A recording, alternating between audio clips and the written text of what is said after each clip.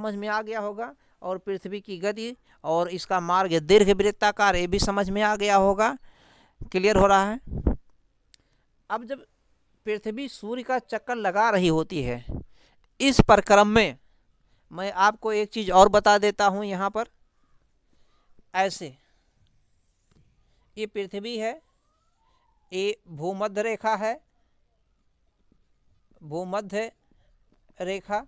भूमध्य रेखा का मतलब होता है इक्वेटर। इक्वेटर का मतलब है 0 अंश अक्षांश रेखा या विषुवत रेखा। ये यहाँ पर एक कर्क रेखा है, ट्रॉपिक ऑफ कैंसर 23.5 अंश नॉर्थ में है, 23.5 अंश नॉर्थ में है। और ये मकर रेखा ट्रॉपिक ऑफ कैरिकर्न, ये 23.5 अंश पर है साउथ में। सूर्य की स्थिति यहां से यहां तक ही रहती है।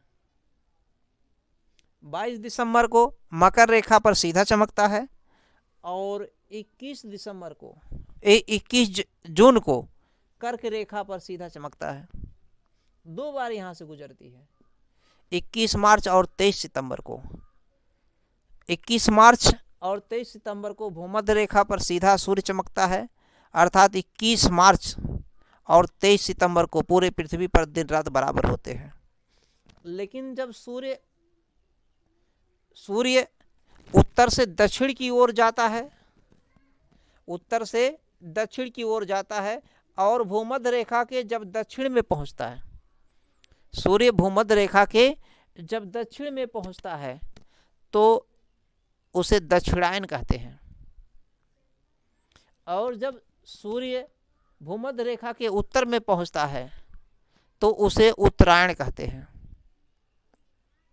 पहली चीज।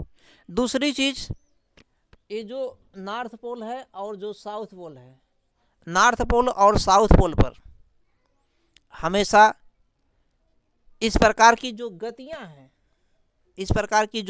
हैं, इन गतियों के कारण नॉर्थ पोल और साउथ पोल पर 6 महीने तक सूर्य दिखाई देता है, लगातार 24 घंटे दिखाई देता है, और 6 महीने तक सूर्य बिल्कुल नहीं दिखाई देता है। इससे स्पष्ट होता है कि ध्रुवों पर 6 महीने का दिन और 6 महीने का रात होता है। क्लियर हो रहा है। अब पृथ्वी जब अपने धुरी पर घूमती है, घूर्णन करती है, अपने ही धुरी पर जब घूमती है तो उसे घूर्णन कहते हैं। क्या कहते हैं? घूर्णन। इसी को इंग्लिश में रोटेशन कहते हैं।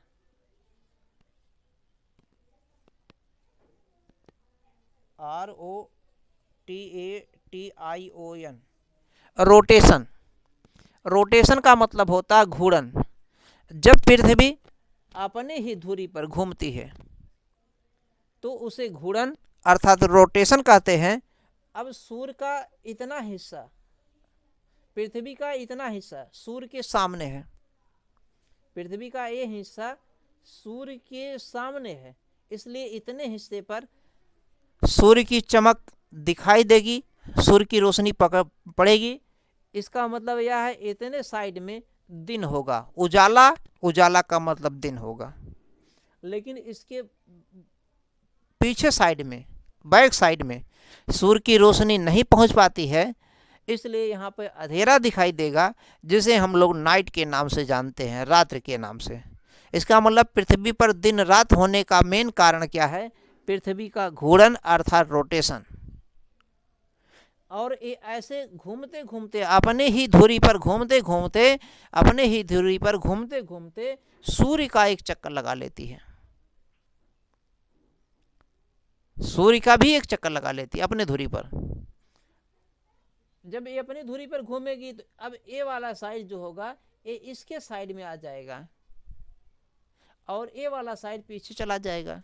इसलिए यहाँ पे जब दिन नहीं दिखाई, यानी कि सूरज की रोशनी नहीं पड़ेगी, अर्थात दिन नहीं होगा, अर्थात सूरज नहीं होगा, अर्थात अंधेरा रहेगा तो रात्रि होगा। और यहाँ पर जहाँ रात्र पहले था, अब यहाँ पर क्या होगा? दिन होगा।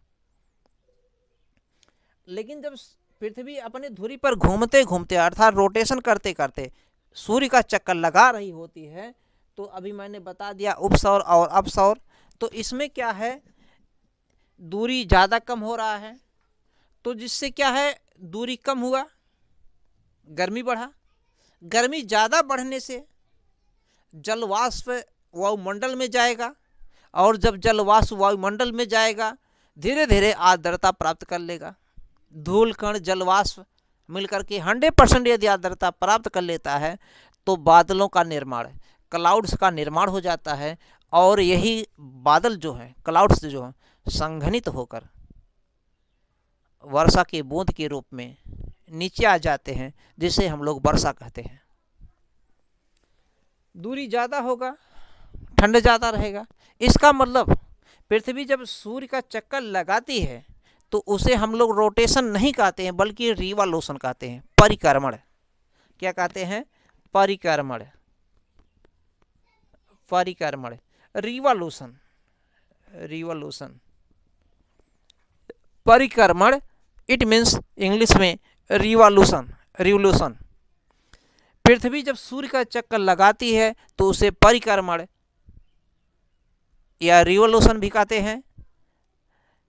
इसके कारण मौसम में परिवर्तन दिखाई देता है।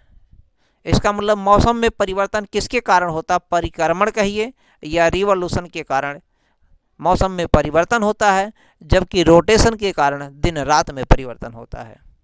तो मैं उम्मीद करता हूँ ये सब आपको समझ में आ रहा होगा। अगर समझ में आ रहा है तो जो लोग हमारे YouTube चैनल को देखते हैं कम से कम सब्सक्राइब करें और वीडियो को लाइक करें, ज़्यादा से ज़्यादा मित्रों में शेयर करें। धन्यवाद।